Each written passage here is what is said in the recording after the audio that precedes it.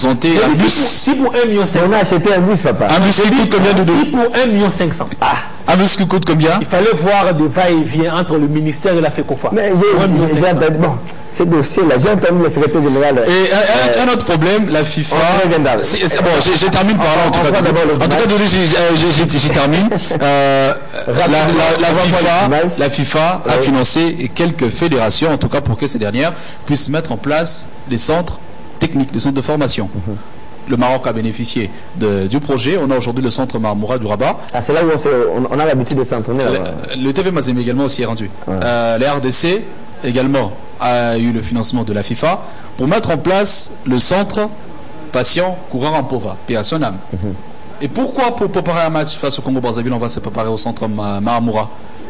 Encore pour se rendre au Gabon. Parce que notre centre n'est pas encore dans les conditions. N'est pas dans les normes. Pourtant, et la RDC, le Maroc ont perçu l'argent au même moment. Pourquoi est-ce que le centre patient coureur en Pova n'est pas dans les normes? Ça viendrait peut-être parce que la pelouse synthétique est déjà là. Ça montre comment on n'est pas sérieux. Oh, on va d'abord suivre ces images. On reviendra. C'est un dossier houleux. Vraiment, il faudra décortiquer les élections. Donc, à Miss Sportive, on vous rappelle, c'est le samedi prochain, le 23 décembre 2017. Ce sera à Kinshasa, contrairement à l'année, contrairement à la dernière édition des élections.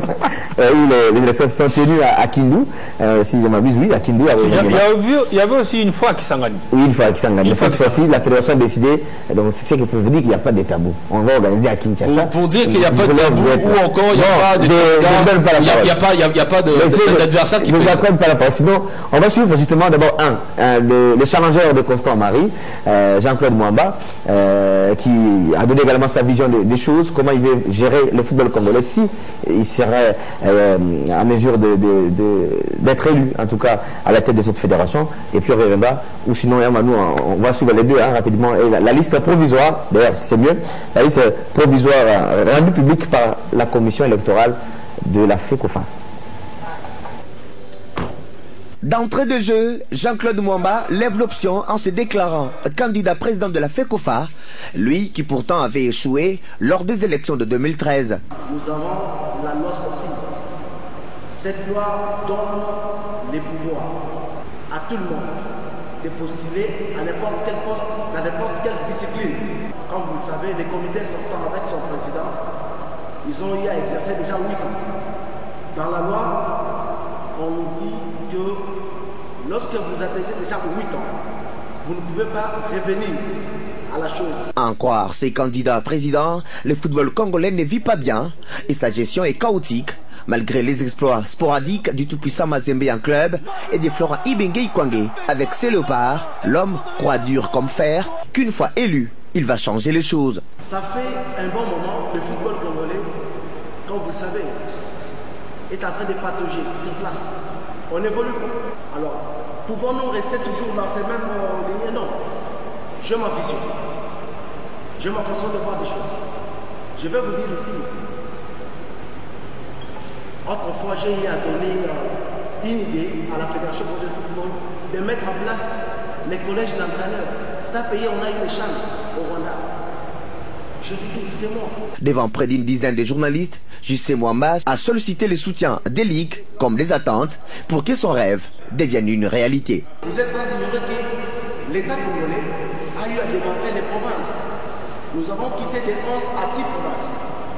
Et quant à moi, si aujourd'hui je suis à la tête de la fédération, et je suis sûr que je serai élu, et ma candidature va passer, s'il n'y a pas de tricherie, je vais commencer d'abord par démembrer des ligues provinciales. De 11 à 26 ligues. En deuxième lieu, les doter de vrais sièges. La présidence de la FECOFA a donc désormais 2 candidats. Adversaire de Constant Omari Selemani, Justin Mwamba estime qu'il a un programme ambitieux qui peut lui permettre de l'emporter.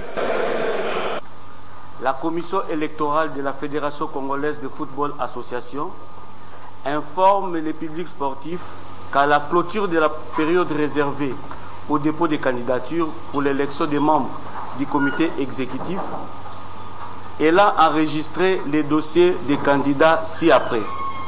Vous aurez les noms et les postes sollicités à côté. Monsieur Omari Selemani Constant, président. Monsieur Mwamba Mukundi Jean-Claude, président. Monsieur Chimanga Mwamba Donatien, premier vice-président. Monsieur Massamba Malunga Jean-Didier, deuxième vice-président. Monsieur Madika Kazadi Alex, deuxième vice-président. Monsieur Bondembe Bokanyanga Roger Bobo, troisième vice-président. Monsieur Binamungu Rou Bimbura Théobald, quatrième vice-président. Monsieur Tambolou Bamba Jean-Marie, cinquième vice-président. Monsieur Chomba Fariala, sixième vice-président. Monsieur Kabamba Mouanabouté, sixième vice-président. Monsieur Bolo Kibin Moubial Alfred, vice-président ou membre. Monsieur Kande Kalombo Alex, membre. Monsieur Kibangu Mbwangit Natalis, membre. Monsieur Bapumbudia Wangoi Maurice, membre. Monsieur Kuzituka Mandunda Anakle, membre. Monsieur Kamwena Lubamba Jean, membre. Monsieur Nonga Osango, membre. Monsieur Munda Kapambwe Maurice, membre. Monsieur Bissimwa Nishamba Dismas, membre. Enfin, Monsieur Kayoyo Umbela Simon, membre. Voilà, c'était donc M. Eric Molissimou, un des membres de la commission électorale de ces élections au niveau de la Fédération congolaise de football association. Vous avez bien suivi les noms. Ils sont tous donc candidats. Les élections, je rappelle, sont prévues pour le 23 décembre prochain à Kinshasa. Pendant ce temps, les élections, oui, mais la FECOFA a continué à travailler pour l'avenir de la République démocratique du Congo, l'avenir de l'OPAR. Les sélectionneurs Florent Ibenge a été avec son staff au siège de la FECOFA pour faire l'évaluation de ce qu'a été le parcours de la République démocratique du Congo aux éliminatoires, mais également les bilans depuis l'arrivée à la tête de cette sélection de Florent Ibenge. Et les choses se passent, en tout cas, on va dire, au vert, parce que selon les dernières informations, les deux parties se sont entendus à continuer l'aventure. Donc Florent Ibenge reste Pati Mukuna. C'est une bonne chose pour la DC. Prévisible, parce qu'au regard du bilan que peut établir Florent Ibenge, on peut regarder ce maillot classement. Nous sommes partis d'une centaine de places où on occupait 137e. 137e jusqu'à atteindre le dernier carré. En tout cas, la RDC nage maintenant entre la 5e, 6e ou 4e place. Nous avons même été 2e à des moments. Donc c'est un bilan à mettre à l'actif de cet entraîneur qui a accepté de travailler, quelquefois sans être payé, qui a accepté de construire une équipe qui est partie de pas grand-chose, beaucoup de défaites vers beaucoup de victoires.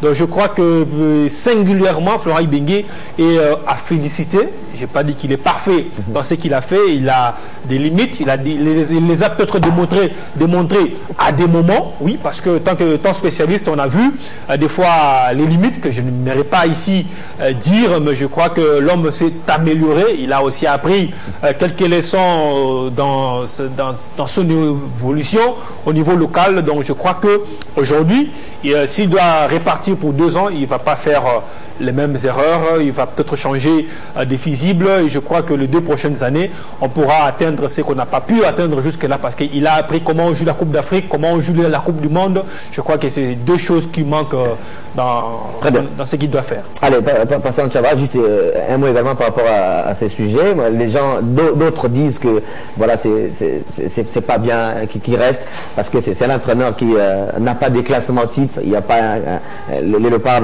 n'a pas une ossature, on ne joue pas collectivement. Alors la FECOFA a été séduite pourtant par les qualités de Florent. Ah oui, FECOFA séduit par la qualité de Florent Ibenge. C'est vrai, Pati l'a dit, c'était prévisible de voir Ibenge revenir à la tête de la sélection nationale A de la République démocratique du Congo.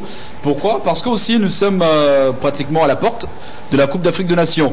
Cameroun 2019, Ibenge, son contrat court jusqu'au mois de février, au mois de juin 2018. Comment est-ce que lui ravir comme ça l'équipe nationale alors que la Coupe d'Afrique des Nations sera pratiquement à moins de 10 mois? Donc tant mieux continuer avec ce sélectionneur qui connaît mieux ce joueur, ce sélectionneur en qui ce joueur ont su placer leur confiance. C'est vrai, Ibenge viendra cette fois pour jouer la Coupe d'Afrique des Nations 2019 avec quel objectif? Objectif de ramener le trophée comme cela était le cas en 2017. Mais Ibenge prolonge. Va-t-il évoluer avec ses objectifs propres ou les objectifs de la FECOFA? Parce qu'en 2015, même la FECOFA, en tout cas, ne voyait pas la RDC décrocher la médaille de bronze lors de la Coupe d'Afrique des Nations organisée en Guinée équatoriale. En 2017, bon, le contrat d'Ibenge était clair. Ibenge devait revenir en Afrique en 2017. Donc en 2015, en tout cas, ça c'est un bonus. En 2017, Ibenge se fixe lui-même un objectif. Je ne reviens pas en Coupe d'Afrique des Nations, mais j'y vais à la CAN pour amener le trophée. Il s'arrête à l'étape de quart de finale. 2018, bon, la FECOFA s'est engagée comme toujours aux éliminatoires de la Coupe du Monde. Ibenge se fixe un objectif. Nous avons des joueurs qui évoluent en Europe. On peut disputer en tout cas le mondial. Et voilà que les RDC a échoué à un point de la Coupe du Monde. En 2019, il viendra pour évoluer avec l'objectif de la FECOFA ou ses objectifs. Un autre point. Ibenge, depuis toujours, depuis qu'il est à la tête des Léopards, évolue avec un staff technique incomplet. Ibenge a un adjoint, Mouni Zaïra. Et son deuxième adjoint reste en Europe. Il vit en Europe. Et la FECOFA lui a chargé de quoi? De détecter des talents. Christian Sengibembe. De détecter des talents en Europe. Et lorsque les RDC vient jouer ici, ces talents-là que Christian Sengibembe a détectés en Europe, pourquoi il ne les accompagne pas? Donc, Florent aura-t-il un nouveau staff? Ou est-ce qu'il va continuer avec le staff Zaïra? En tout cas, attendons voir. Vous n'avez pas cité Miayo dans ce staff. Parce que lui-même, Florent ne sait pas s'il sera avec Miayo. Il a été. Même Mouni Zaïra, il a parlé de salaire. Il était dubitatif lorsqu'on doit poser la question sur Miayo. Il n'est même pas sûr qu'il sera avec lui dans le staff parce qu'il a renvoyé la question à un autre niveau. Donc ça fait des soucis. S'il sera là pour l'aventure, il sera pas là. Il a dit qu'il faut prendre en charge ses adjoints comme lui. Donc il ne faut pas qu'on paye seulement le principal et un adjoint à Zaïra. Et les autres, on les laisse. Il faudra que le gouvernement congolais arrive à s'occuper également de ses adjoints. Et pendant ce temps, le DT, lui, il appartient au musée. Également, la direction technique nationale. Vous n'avez pas sur le BCF quand on parlait de Ibenge devait rendre compte normalement. Une fédération qui se respecte après la échéance. Le sélectionneur doit rendre compte, en tout cas, à la direction technique nationale. Mais en RDC, il y a un directeur technique national qui, lui, n'est là que pour former les entraîneurs. En tout cas, je n'ai rien contre Joseph Moukeba, mais je dis juste comment est-ce que les choses se font. En RDC, le directeur technique n'est là que pour former les entraîneurs, les passer les licences A, B ou C de la CAF. Suivre de près la prestation des sélections nationales. Est-ce qu'ils voient d'abord, lorsque l'équipe nationale se déplace, les DTN de la FECOFA? Je ne pense pas. Non, en tout cas, le Congo était au Maroc pour préparer la CAN. Il n'y était pas. On a préparé les éliminatoires du mondial. Il n'y était pas. Les éliminatoires de la CAN 2019, en tout cas, il est aux abonnés absents. Et cette question encore, que le gouvernement doit prendre en charge le staff technique, ça ne se fait qu'en Afrique centrale ou ça se fait également ailleurs? Parce qu'en France, en tout cas, la fédération a son budget. Voilà. Le budget de la FECOFA est évalué à combien? Parce que la FECOFA reçoit en tout cas les subventions de la fédération internationale. Ça fait partie justement on va dire, des à côté des élections pour la FECOFA. Et je dirais que si les électeurs, en tout cas, bon, pour le compte des élections de la FECOFA, en tout cas, je termine par là, en quelques secondes. Si les électeurs voulaient voir clair dans la gestion de la FECOFA, ils auraient en tout cas demandé au président sortant de nous présenter le budget de la Fédération congolaise de football association. Très bien. Allez, nous disons... Au Congo, les chiffres, c'est un sujet tabou. Papa, il va plater le budget. Qu'est-ce que vous avez avec Omar? Qu'est-ce que là? Non, il n'y aura pas de campagne.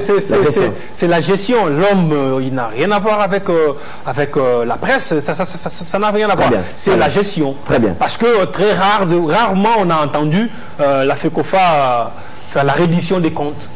On vous dira que c'est un asbel qui ne doit pas rendre de compte au gouvernement. Donc, c'est ça. Entre-temps, on demande au gouvernement de subventionner la fédération. La Coupe d'Afrique et Zobanda, l'équipe nationale faisait la subvention. Bon, tu comptes à dossier national.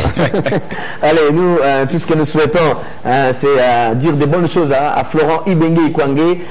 Bonne chance et continuer, bon vent surtout pour cette énième aventure qui vous sera accordée d'ici là. Il faudra déjà songer comment jouer, je crois, les Zimbabwe lors de la deuxième journée des éliminatoires de la CAN et Cameroun 2019. Pendant 7 ans, Weranson a refait surface pour appuyer le gouvernement congolais dans son projet construction Totonga opération Concert pour Totonga Bastade. Concert pour Totonga Bastade. On suit en image, c'était l'une de ses prestations à Kikwit au Bandundu.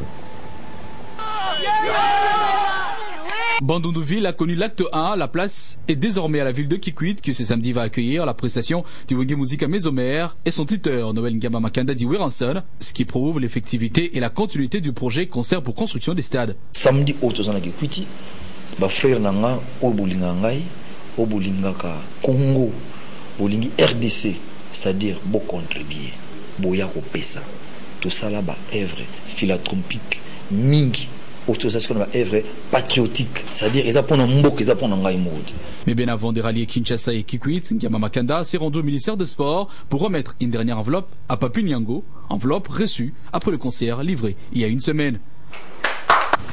Alors, il n'est pas notable, son excellence, le maire, l'air toqué a zupé enveloppe naya, puis c'est contribution naya. N'a eu chèque qu'on a négocié par son excellence. Il y a une commission. C'est-à-dire que chèque pour te dire montagne pour construire un stade.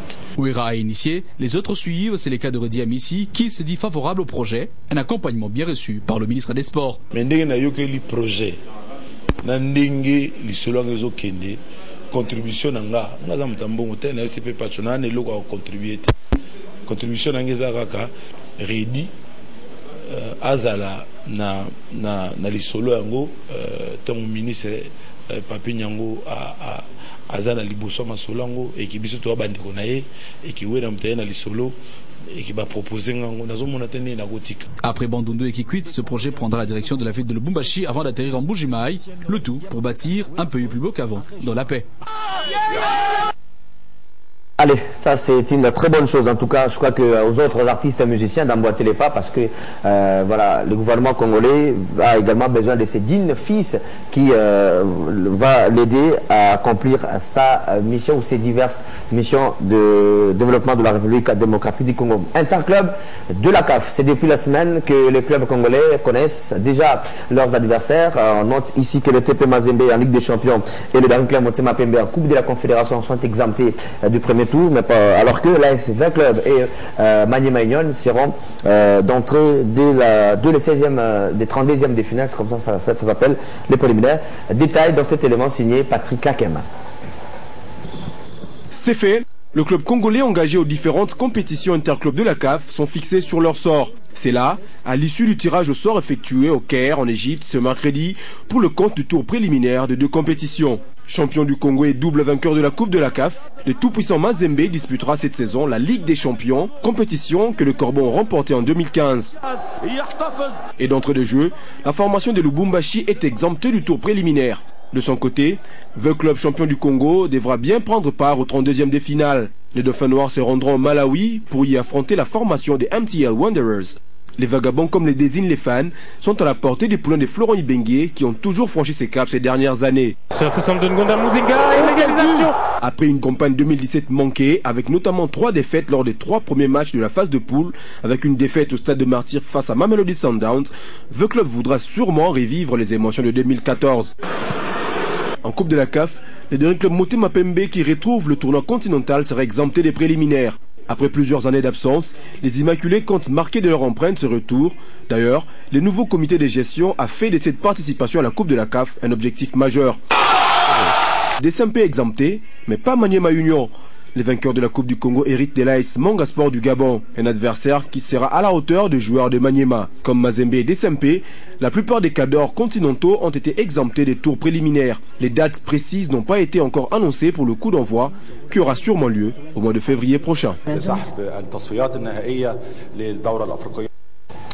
Allez, pour bien aborder justement ces différentes compétitions africaines interclubs, les clubs congolais doivent bien en tout cas s'armer au niveau de la Ligue nationale de football. Et bien, ces championnats qui poursuivent son bon nombre de chemins a aujourd'hui vécu du côté de Matadi, où on note quand même une très belle performance du football club à Renaissance du Congo. Victoire 2-1 de René devant la formation de Nord-Sport après avoir aligné 2 défaites face à deux grands de Kinshasa. Pas Saint-Chaba, c'est quand même des bons augures pour cette formation, surtout que, on va dire, c'est la première victoire de Daouda en tant que titulaire du staff technique. En tout cas, l'homme attendait depuis. Et finalement, à Renaissance, Daouda, il est mort, il reconnaître le mérite. Apprécié enfin, direction, il y a staff technique. Il y a Renaissance du Congo. L'homme, en tout cas, il a pris part à la Coupe du Congo, la 52e édition. Il a disputé ici à Kinshasa sans perdre un moindre match. Renaissance, sacré champion. Et voilà, à la porte des interclubs de la CAF, non, d'abord, le championnat national, on lui impose un titulaire. S'il lui la part, on lui impose un autre titulaire. Et il est resté comme gardien du temple de cette formation orange de Kinshasa. Prendre part aux 2 derbys face aux grands de la capitale. D'abord face au dernier club Motema, face à l'ASV Club. Il était avec Mogwai. Il a perdu. Là, c'est Mogwai qui est officier. DSMP. On a vu comment est-ce qu'il a compliqué Otis Ngoma. Alors qu'Otis, avec son daring, nous savons très bien que c'est un homme qui aime le ballon, il aime jouer. Mais ce jour-là, on a vu un FC Renaissance du Congo, juste après avoir encaissé ce but d'un Motema Pemba à la 15e minute, se réveiller pour aller titiller le daring et marquer un autre but. Malheureusement, le réalisme n'était pas au rendez-vous. Aujourd'hui, c'était le match où tout devait s'arrêter, le match où il devait confirmer qu'il a pris bel et bien le règne de cette formation de Kinshasa. On va dire qu'il a réussi son pari déjà. Pour une première au championnat national en tant qu'entraîneur titulaire du FC Renaissance. C'est pas toujours facile. Daouda s'est en tout cas imposé. Le dernier club monté un peu SV Club connaissent en tout cas une chose de ce terrain de Matadi. V Club a marqué pendant les dernières minutes de la partie par l'entremise de Teddy Agiti et Tekama. DSMP a laissé 2 points pour en sortir avec un seul petit point. FC Renaissance du Congo se fait inquiéter, mais il sort quand même avec 3 points qui le relance au classement de cette phase classique du championnat national avec cette fois 12 points. On dirait que Renaissance égale V Club, mais le FC à chaque 11 ne prenant pas part au championnat national. On peut dire aujourd'hui que le club est en tête avec cette fois 15 points. Mais est-ce que la Lina Foot ou encore la commission, il n'y a pas un comité de gestion, la commission de gestion de la Lina Foot attribue directement le point de FC chaque 11 aux équipes que ces dernières devaient affronter, ou encore le dossier chaque 11 reste en suspens jusqu'à aujourd'hui? Nous disputons la 6e journée et la commission de gestion de la Foot ne dit toujours rien. Prochaine marque. Très bien. Patrick Mokula, un mot quand même par rapport à cet homme, Daouda, longtemps adjoint des entraîneurs, mais aujourd'hui, c'est lui qui est aux commandes de ce staff. Et on va dire que c'est un bon début. Bon, moi je ne juge pas, je ne juge jamais un technicien sur base d'un seul match. C'est très compliqué, d'autant plus qu'il est resté là depuis même très longtemps. Donc c'est pas face à Nord-Sport que je peux évaluer ce coach, bon, dans sa philosophie, dans sa façon de faire jouer, mais il faudra attendre peut-être face à d'autres équipes pour évaluer réellement. Ça touche parce qu'il faut que ça change dans le fond de jeu, mais aussi dans la distribution, parce que depuis un certain temps on a senti que Renaissance a un problème de distribution, ça ne vient pas, donc j'attends voir ça touche et pas forcément des buts qui peuvent sortir de nulle part, partout, mais je crois que c'est comme tout arrivant, tout celui qui arrive dans une situation, une victoire c'est toujours une bonne nouvelle, mais attendons voir la suite. Attendons voir la suite. Pendant ce temps, moi je vous propose justement ces petits dossiers de la rédaction sur cet homme, Daouda Lupembe. Quels sont les défis à relever pour que Renaissance arrive quand même à carburer dans ce championnat national, surtout quand on sait que le titulaire François Gueye a démissionné? Je ne suis pas écouté par mes dirigeants, je ne suis pas compris par mes dirigeants, je préfère arrêter. Parce que je n'ai pas de contrat avec eux, je n'ai rien avec eux. Jusqu'à présent, je travaille dans le bénévolat comme ça.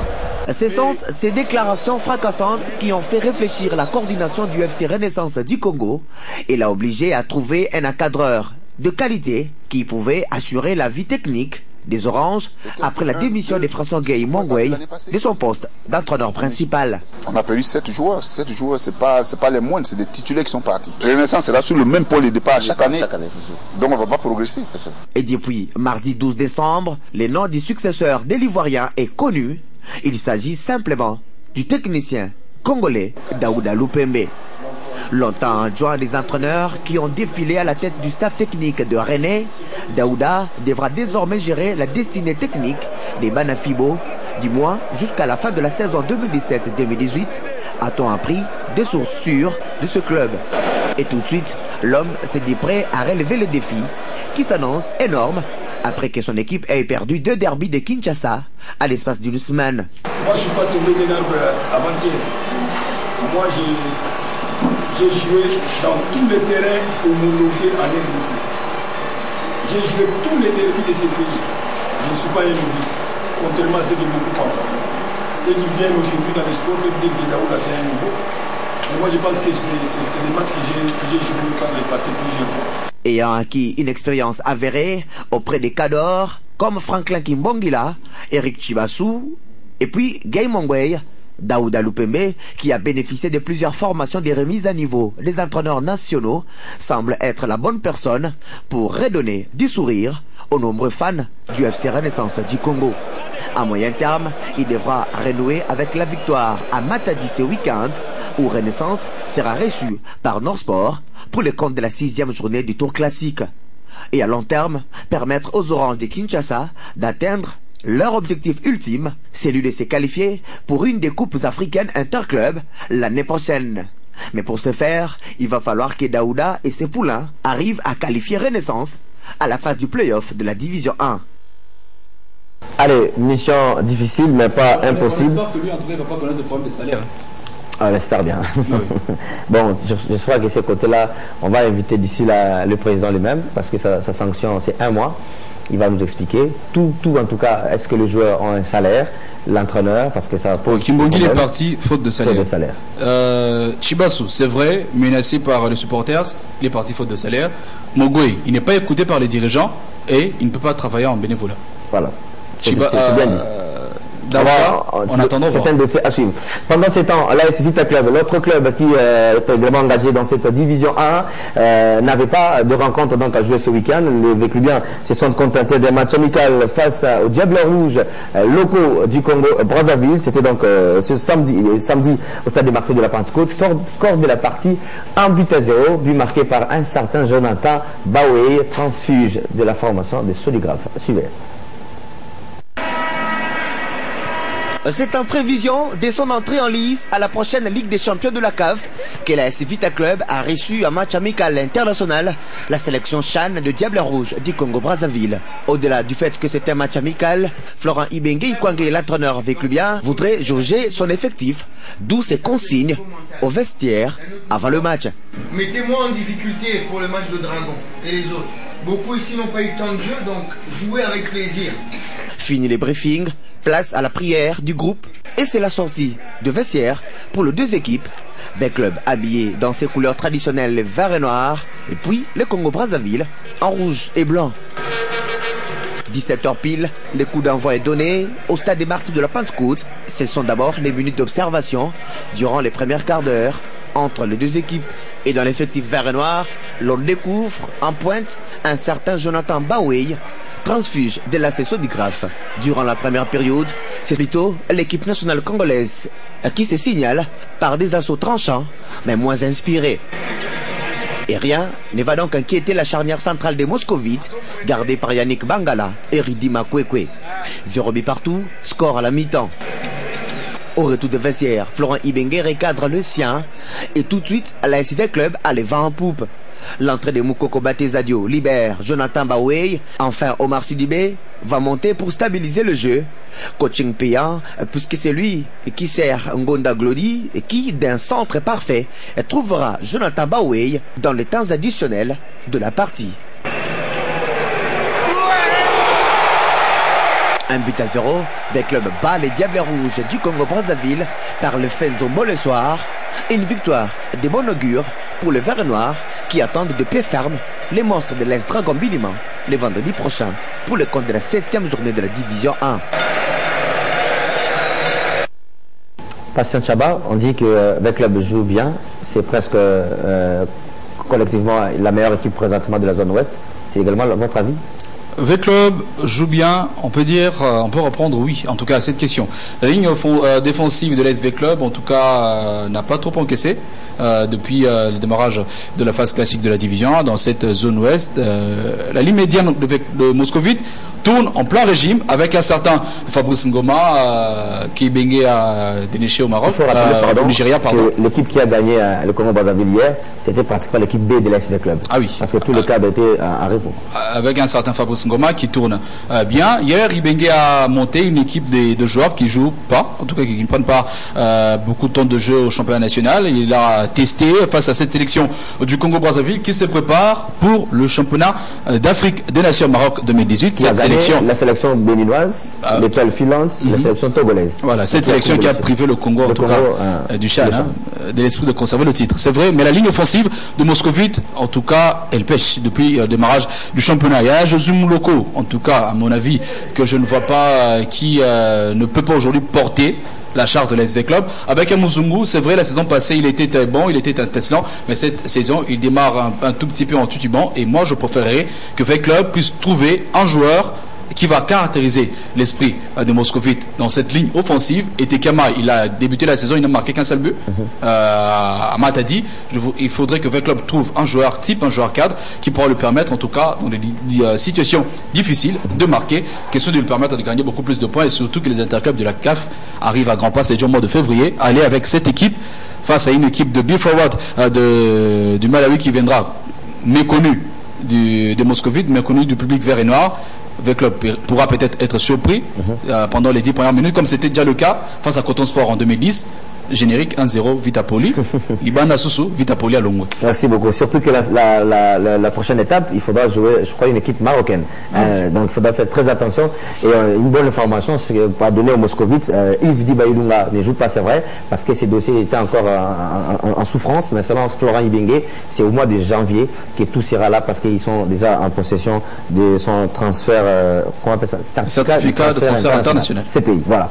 Daring Club, Motema Pembe, pour sa part, fait un match nul, c'était également la semaine face au Racing Club de Kinshasa. Bon, après 2 victoires, il y a eu quand même euphorie face à V Club, face à Renaissance. Eh bien, il fallait quand même que les esprits reviennent sur terre. Et face à RCK, ça n'a pas été très bien. Et surtout l'entraîneur Otis Ngoma, les supporters en voulaient franchement. Ils n'ont pas apprécié que Otis Ngoma puisse pratiquement chambouler son effectif. D'abord, on va vous permettre de suivre cette rencontre et on va boucler d'ici là cette émission parce que nous sommes pratiquement à la fin.